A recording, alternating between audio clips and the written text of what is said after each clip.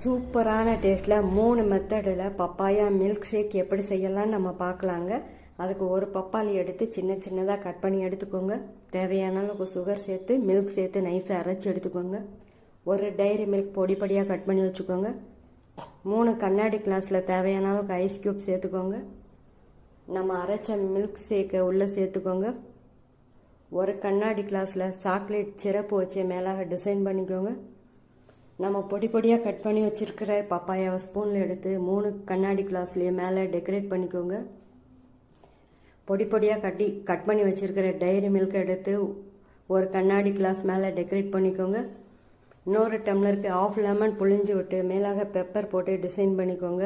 இப்போ சூப்பரான டேஸ்ட்டில் 3 மெத்தடில் பப்பாயா மில்க் ஷேக் ரெடி. இதே மாதிரி நீங்களும் ட்ரை பண்ணி பார்த்துட்டு டேஸ்ட் எப்படி இருந்துச்சுன்னு சொல்லுங்கள். தேங்க்யூ. சூப்பரான டேஸ்ட்டில் 3 மெத்தடில்